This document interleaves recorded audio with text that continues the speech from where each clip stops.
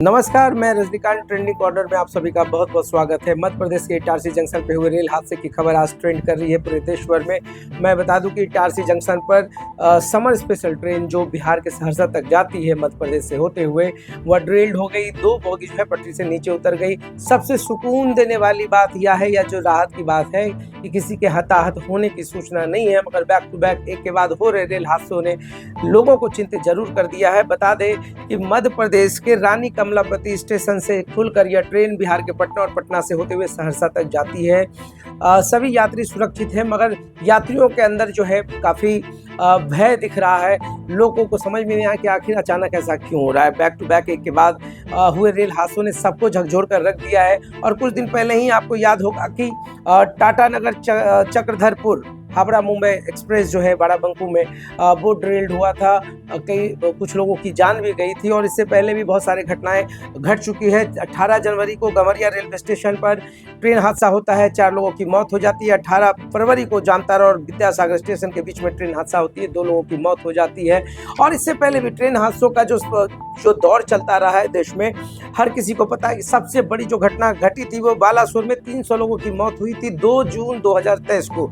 29 अक्टूबर 2023 को आंध्र प्रदेश में 14 यात्रियों की मौत हुई थी। 11 अक्टूबर 2023 को बक्सर बिहार में 4 मौत हुई थी। और इन तमाम मौत या होने वाले रेल हादसों ने पूरे देश को सोचने पर मजबूर कर दिया है। खुद रेल मंत्री अश्विनी वैष्णव पूरे चीज़ों को मॉनिटर कर रहे हैं, मगर विपक्ष जो है लगातार हमलावर है। रेल मंत्री के जगह आज पूरे ट्रेंडिंग्स में चल रहा है रेल मंत्री शर्म करो रेल मंत्री। आखिर यह चल क्यों रहा है? और सबसे समझने वाली बात यह है कि ये जो रेल हादसे हो रहे हैं, क्या किसी कॉन्स्पिरेसी की तो शिकार नहीं हो रही है यह विभाग? यह भी देखना बहुत ही चैलेंजिंग है कि आखिर ये जो हादसे हो रहे हैं, अचानक पटरी से ट्रेनों का उतर जाना, क्या कुछ चल रहा है? इसकी जो उच्च स्तरीय जांच होनी चाहिए।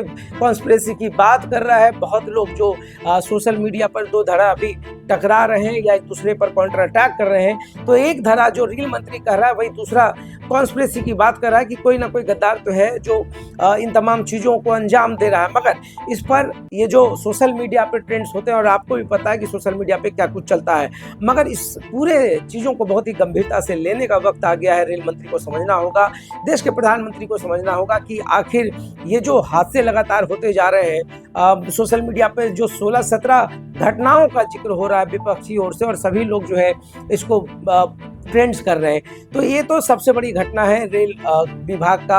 अगर इसको फेल्योरनेस भी कहा जाए तो कुछ गलत नहीं होगा। क्या कुछ चल रहा है? रेलवे विभाग इस पे संजीदगी से क्यों नहीं एक्शन ले रही है? अगर कोई कॉन्स्पिरेसी है तो उसको बाहर लाने की ज़रूरत है। अगर नहीं है तो अपने विभाग के अंदर अपने गिरबान को झांकने की ज़रूरत है कि कहाँ कुछ कमी चल रही है, क्या कुछ हो रहा है, आखिर वो एक्टिव क्यों नहीं है विभाग। आखिर इस तरीके की घटनाओं पर रोक कब लगेगी? लोग जो है सफ़र करते हैं, अगर सफ़र भय के साथ होगा तो यह रेलवे विभाग के लिए भी सही नहीं है और देश के लिए भी सही नहीं है। और दूसरी जो सबसे हृदय विदारक घटना का मैं जिक्र जरूर करूंगा आज पूरे देश भर में IMA का प्रोटेस्ट काफ़ी दिनों से चल रहा है। मैं बता दूं कि कोलकाता में एक लेडी डॉक्टर के साथ जिस विभत्सा के साथ उनकी हत्या हुई है, रेप किया गया है, एकदम ब्रुटैलिटी है हर चीज़, या तो लिपापोती और तमाम चीज़ों का आरोप लगता रहा है, मगर जो भी कुछ हुआ है काफ़ी दर्दनाक रहा है, और जिसकी जितनी निंदा की जाए कम है। IMA सड़कों पर उतरने वाली है। आज नालंदा में भी इसकी व्यापक तैयारी है, लोग कैंडल मार्च करेंगे।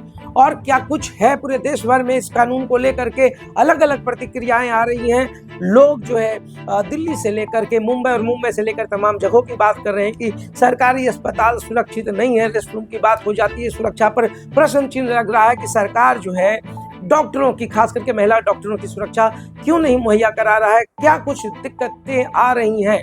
दिल्ली की तमाम डॉक्टर जो है, लेडी डॉक्टर, उन्होंने खुलकर कहा है कि जो ये 36 घंटा या 24 घंटे का जो वर्क होता है, जो वर्क प्रेशर होता है, उसके बाद आराम करने के लिए कोई बढ़िया सा एक रूम नहीं है जिसको सेफ रूम कहा जा सके। क्योंकि कोलकाता में जो हादसा हुआ था कि सेमिनार रूम में, आप भी समझिए कि पूरी की पूरी जो घटनाक्रम है, अब उसको आप साइको कह रहे हैं, आरोपित को, या चाहे जो भी कह रहे हैं, मगर यह किसी एक व्यक्ति की करतूत नहीं है। इसके पीछे बहुत सारे लोग हैं। हर चीज़ को समझना होगा। ये जो ब्रुटैलिटी और तमाम चीज़ों जो दरिंदगी की हदें पार की गई है, वो किसी एक व्यक्ति का से संभव नहीं है। क्योंकि बेरहमी से पिटाई करना, फिर इस तरीके से प्राइवेट पार्ट्स को जख्मी करना और वो मैं बहुत ज़्यादा चीज़ बोलना पसंद नहीं करूँगा, क्योंकि अपनी अपनी भी सीमाएँ, मगर जो भी हुआ है बहुत दर्दनाक हुआ है। डॉक्टर प्रोटेस्ट कर रहे हैं, मगर इससे पहले आईएमए को यह बहुत बड़ा फैसला लेना होगा, सरकार से बात करनी होगी कि महिला डॉक्टरों की सुरक्षा कैसे हो। अगर वो महिला डॉक्टर है तो उसके, अगर वो हॉस्पिटल में है, अगर हॉस्पिटल से घर जाना हो या मान लीजिए हॉस्पिटल में ही उनका रेसिडेंस है, कहीं भी है, सुरक्षा के तो कड़े कानून बनने चाहिए और सुरक्षा का पूरा दृष्टिकोण अपनाना चाहिए कि कैसे महिलाएं और बेटियां सेफ रहें। और ये बहुत ही चिंता का विषय है। तो आज नालंदा में भी कैंडल मार्च की सूचना है। पूरे देश भर में प्रोटेस्ट चल रहा है, पटना हो या बिहार का कोई कोना हो, चाहे देश का भी कोई भी कोना हो। मुझे तो लगता है आम पब्लिक को भी समझना होगा, इस पूरे प्रोटेस्ट को समझना होगा। महिलाओं की सुरक्षा पर तो चलिए वो डॉक्टर रहे, चाहे वो किसी प्रोफेशन से रहे, बेटी तो बेटियां होती हैं, उनके ऊपर किए गए अत्याचार की पूरी निंदा होनी चाहिए और पूरे देश को खड़ा होना चाहिए। तभी तमाम चीज़ों को हम संभाल सकते हैं, कम कर सकते हैं। तो ट्रेंडिंग्स में आज इतना ही, फिर मिलते हैं कल किसी नए टॉपिक के साथ ट्रेंडिंग कॉर्नर में। तब तक देखते रहिए सार्थ। बहुत बहुत धन्यवाद।